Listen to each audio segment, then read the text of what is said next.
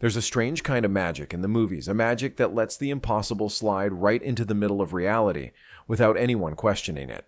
And nowhere is that more obvious than in Ferris Bueller's Day Off, where one bright red machine became far more than just a car.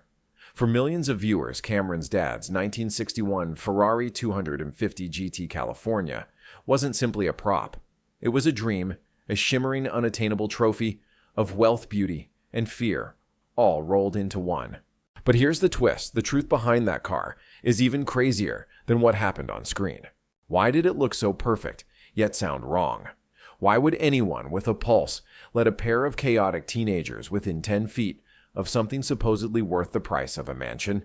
And how did a fake Ferrari end up shaping the destiny of real multi-million-dollar classics decades later? What most people don't realize is that the story behind that iconic red Ferrari is layered with secrets, engineering miracles, legal battles, hidden symbolism, and Hollywood sleight of hand so bold it still shocks car enthusiasts today. The deeper you go, the stranger it becomes.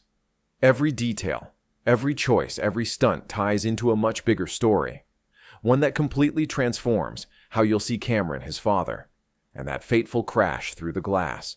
Today, we're counting down 20 weird facts about Cameron's dad's 1961 Ferrari 250 GT California.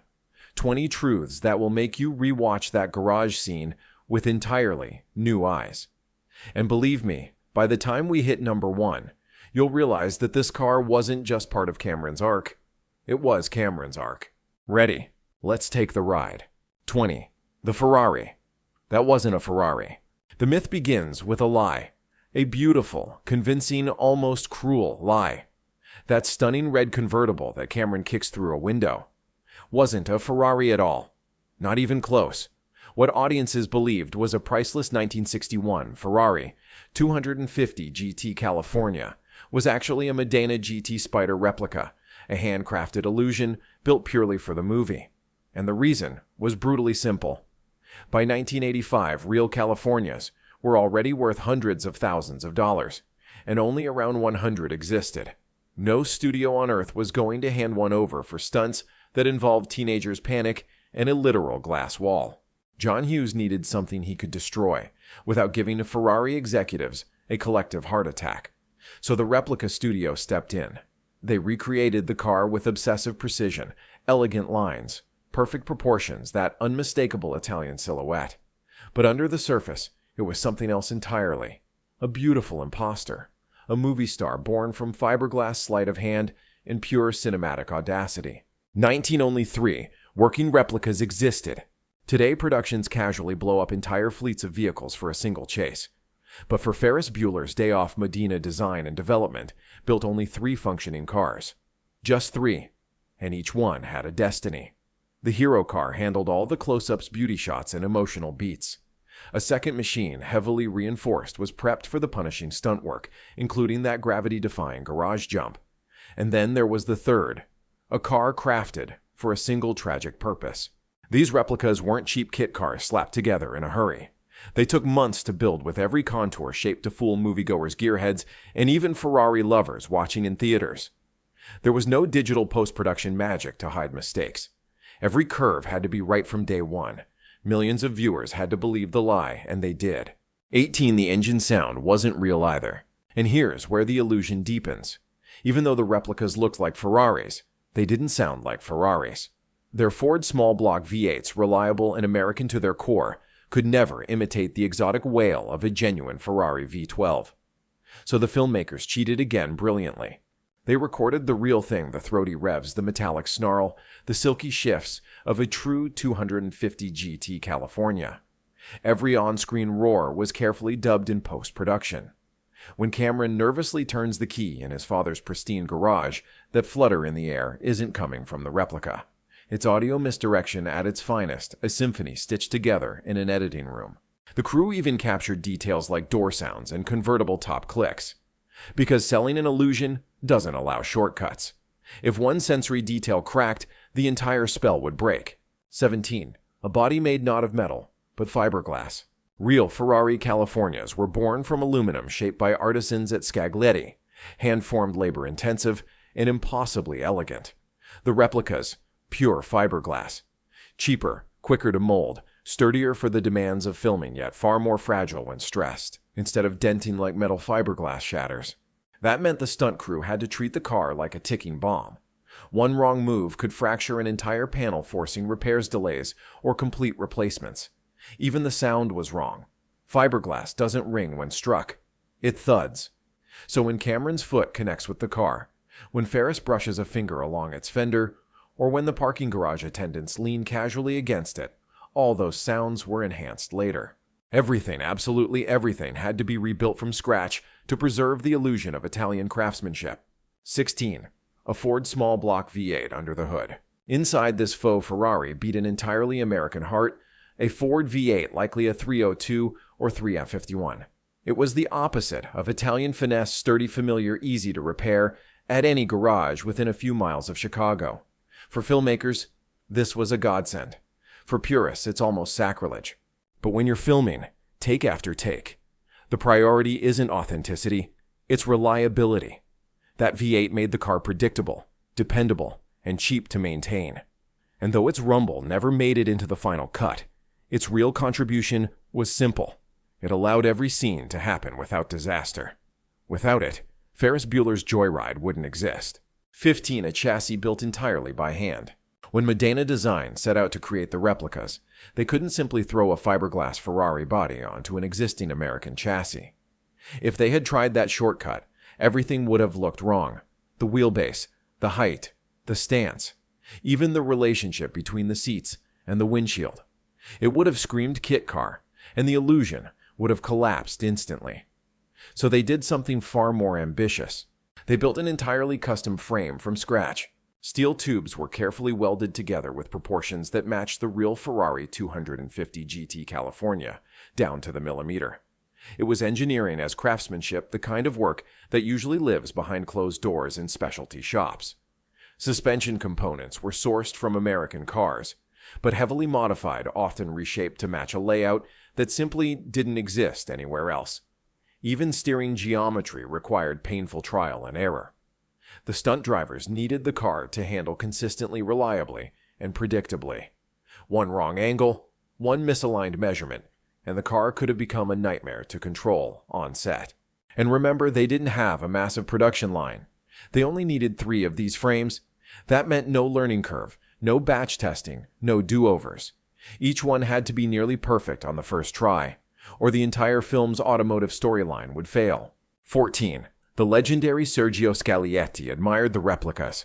Here's a detail so surreal that many fans think it must be exaggerated. Sergio Scaglietti.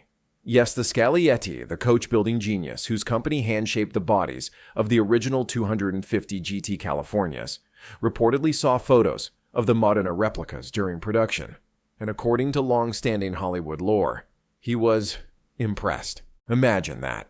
The man whose craftsmanship became Ferrari legend, looking at fiberglass imitations built thousands of miles away by 2 American designers and admitting that the proportions were remarkably accurate. Whether every detail of this story is literal truth or embellished over the decades almost doesn't matter. The fact that the legend persists says everything about the quality of the replicas. They weren't cheap knockoffs. They were respectful recreations, convincing enough to win praise from the man who started it all. Of course, if Scaglietti had opened the hood and seen a Ford V8, the admiration might have evaporated on the spot. But as far as the exterior shape, the designers had honored a masterpiece. 13. An interior built more for film than authenticity. The interior of a real 1961 Ferrari 250 GT California is a work of art, hand-stitched leather Italian gauges with smooth mechanical precision controls shaped like jewelry. But once you step inside the Modena replica, the truth becomes clear. This wasn't built for concours judges. This was built for cameras. The dashboard, for example, wasn't a replica of Ferrari's exact layout. It was redesigned to give the camera perfect sightlines to ensure actors' hands and expressions were visible, and to avoid reflections that could ruin a shot. The steering wheel likely came from a completely different vehicle, chosen for size and practicality. The seats looked authentic, but were modern reproductions padded for comfort during long shooting days. Even the iconic speedometer that Cameron obsessively watches wasn't a functioning Ferrari instrument. It was custom made not to measure speed, but to be readable on screen from multiple angles. Many of the switches didn't actually do anything. Doors and buttons clicked not because of Italian engineering, but because the sound editors added magic later. For the audience, it worked. For authenticity purists, let's just say, the inside of the Replica was a Hollywood interpretation of Italian luxury. 12-1 Replica was reinforced specifically for stunts. When you watch the car soar off the hill or slam down after a hard landing, you're looking at a very special machine. One of the 3 replicas was built to be a punching bag, strengthened with steel reinforcement, upgraded shocks, and hidden chassis bracing. This car was designed to take hits no real Ferrari could survive.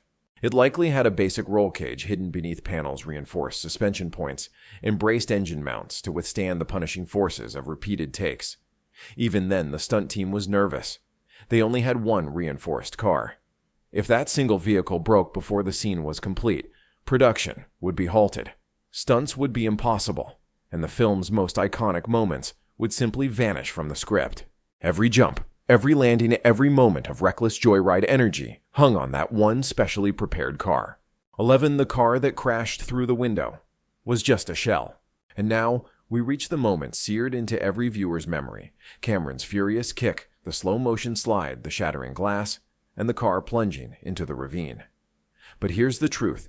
Hidden beneath that emotional punch, the car that flew through the window wasn't one of the functioning replicas at all. It was a 4th car built solely to die.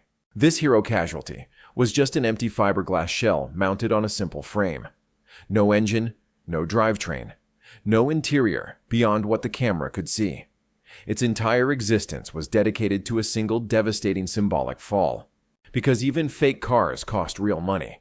And even a replica Ferrari was too valuable to destroy if it could be avoided.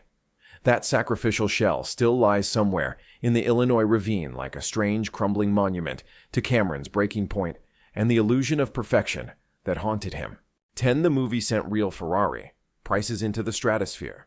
Before Ferris Bueller's Day Off, the Ferrari 250 GT California was already rare and valuable, a beautiful Italian classic known mostly within tight automotive circles. But it wasn't the mythic multi-million-dollar icon we think of today. Then the movie happened. Suddenly, this specific model wasn't just a Ferrari. It was the Ferrari, the unattainable dream, sitting in Cameron's father's glass temple, a symbol of power, fear, and desire. The impact was immediate and shocking. Within a few years of the movie's release, collectors began hunting down real Californias with a new intensity. Prices didn't just rise, they exploded. They doubled, tripled, and kept climbing. The car's on-screen presence gave it a cultural gravity it hadn't possessed before. It became a fantasy object, a holy grail, a symbol of cinematic coolness, mixed with devastating emotional storytelling. And here's the delicious irony: Ferrari never paid for product placement. Not a single dollar. Yet they received one of the greatest marketing boosts in automotive history, courtesy of a movie that never even used a real Ferrari. That's Hollywood sorcery at its finest. 9A Real 250 GT California later sold for more than $15 million. As the years passed, the legend kept growing. Auctions turned into battlegrounds. Collectors who once saw the 250 GT California as a charming relic suddenly viewed it as a piece of cinematic mythology, the ultimate expression of wealth and taste. Eventually, one example, a short wheelbase 1961 Ferrari 250 GT California sold for over $15 million. Part of the value came from rarity and its own proven racing history. But no one in the room was blind to the shadow cast by Ferris Bueller. The auctioneer even referenced the film. People weren't just bidding on a car. They were bidding on a cultural symbol. Meanwhile, the Modena replicas used in the film each cost around $30,000 to build. The fake Ferraris created a tidal wave of demand that permanently changed the real car's value. If Cameron's father had truly owned an authentic California, it wouldn't just be precious. It would be an artifact worthy of museum security. Letting teenagers near one. That's not parenting. That's madness. 8 Ferrari Suede Modena design after the film's release. You'd think Ferrari would have been thrilled about the free global promotion. Their brand skyrocketed into mainstream consciousness, becoming part of pop culture history. But instead of sending flowers, Ferrari sent lawyers. The replicas used in the movie weren't the issue. The trouble came after filming when Modena Design started building and selling replicas to private buyers enthusiasts who wanted their own slice of the Ferris Bueller fantasy. Ferrari argued that these replicas infringed on their trademark and diluted the exclusivity of their designs. Modena countered that their cars were clearly replicas, not counterfeits, and weren't pretending to be the real thing. But legal battles don't care about passion or craftsmanship. Eventually, Modena Design was forced to stop production. The lawsuits drained them. A company that created one of cinema's most beloved automotive illusions was essentially chased out of existence by the very brand they helped immortalize. It's a brutal reminder that Hollywood magic doesn't always translate to real-world survival. 7. The glass wall garage was a real house designed to display cars. The breathtaking modernist glass box where Cameron's father keeps the Ferrari wasn't a soundstage or CGI trick. It was a real home in Highland Park, Illinois, a mid-century architectural gem designed by A. James Spire and David Hade. And the garage wasn't just a garage. It was a display chamber, a shrine. Walls of glass turned the car into art, blurring the line between sculpture and machinery.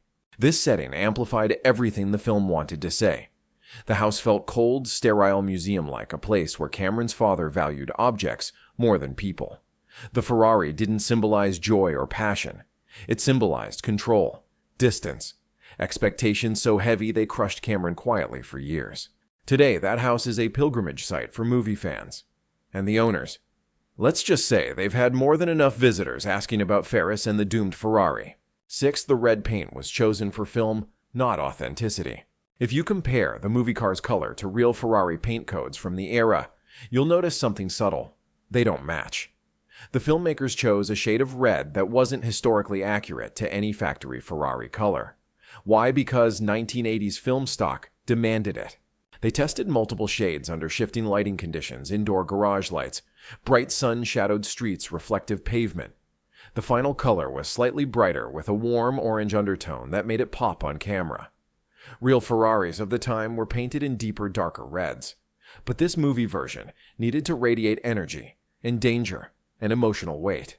And so the fake red became for many people the definitive Ferrari red, a color replica builders still use today.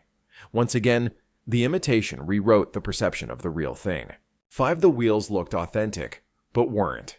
One of the most overlooked details in Ferris Bueller's Day Off is right under the car, the wheels. Real 1961 Ferrari 250 GT Californias wore breathtaking Barani wire wheels handmade with polished spokes and elegant knockoff hubs. They were expensive, delicate, and complicated to source even in the 1980s. So the Modena replicas used modern aftermarket wheels designed to mimic the Barani look without the risk cost or mechanical limitations. These wheels accepted modern radial tires instead of old-school bias ply rubber, giving the stunt team better grip safety and predictability. And because the movie camera rarely lingers on the wheel, design the illusion held perfectly. Most Ferrari enthusiasts watching the film never noticed the difference, not even when the car is suspended on the lift wheels spinning backward in the famous garage scene. It was another layer of deception, so subtle, so well executed, that it fooled everyone except the most dedicated purists. For the suspension was modified for a more dramatic stance. If something about the movie Ferrari always felt extra aggressive, your instincts were right. The Modena replicas didn't sit like real Ferraris. They were intentionally given a more dramatic, forward-leaning stance. The front slightly lower the rear, raised just enough to create a predatory crouch. This wasn't an accident or a byproduct of fabrication. It was a deliberate choice to enhance the car's presence on screen. Real 250 GT Californias from the 1960s were balanced level and designed for high-speed touring on smooth European roads. But Hollywood needed something that looked faster, even when it wasn't moving, something that caught the light and carved tension into every scene. The modified stance also helped disguise certain proportional differences between the replica and the real car. By adjusting how the body visually sat, the crew cleverly minimized discrepancies that might break the illusion. The result: a car that looked more dramatic than reality itself, a cinematic interpretation of Ferrari arrogance. 3. The engine bay was never shown for a very good reason. Watch Ferris Bueller's Day Off carefully, and you'll notice a glaring omission. You never see the engine. Not once does anyone pop open the hood and admire the legendary V12 that audiences assumed was underneath. This was no oversight. It was a tactical avoidance. Opening the hood would have revealed the truth instantly. A Ford small block V8 sitting in a space reshaped to fit the replica chassis. No matter how skilled the production team was, they couldn't disguise an American V8 as an Italian masterpiece, especially not in close-up. So the filmmakers crafted scenes around the restriction. Shots were angled lit and choreographed to avoid the engine bay entirely. Even in emotional moments where Cameron engages with the car, the hood remains closed, a secret the camera refuses to expose. Behind the scenes, the engine bay was likely dressed with minimal details to appear convincing from a distance. But up close, the illusion would crumble. Hollywood magic thrives not because everything is real, but because it knows exactly what not to show. Two of the 3 replicas still exist today. Once filming wrapped and the dust settled literally in the ravine, the surviving Modena GT Spiders began new lives. The shell used for the window crash was destroyed, but the other 2 running cars ended up in private collections. Over time, they transformed from mere replicas into artifacts of cinematic history. These aren't fake Ferraris anymore, they're real movie cars. Pieces of nostalgia, symbols of teenage rebellion, freedom, and the thrilling terror of breaking rules. One sold for over $300,000, nearly 10 times the cost of its original construction. Collectors don't buy them for authenticity. They buy them because these cars lived a story imprinted into American pop culture. To own one isn't to own a Ferrari. It's to possess a fragment of the film that changed how an entire generation sees youth family risk. And cars. These replicas now sit in climate-controlled garages, fully restored, preserved like relics. They can never be mistaken for real Ferraris, but they've become something arguably more fascinating, irreplaceable pieces of cinema that hold more emotional power than the originals ever did. The Ferrari Plotline was added for one reason: Cameron's soul. It's fitting that the final and strangest truth isn't about the car at all.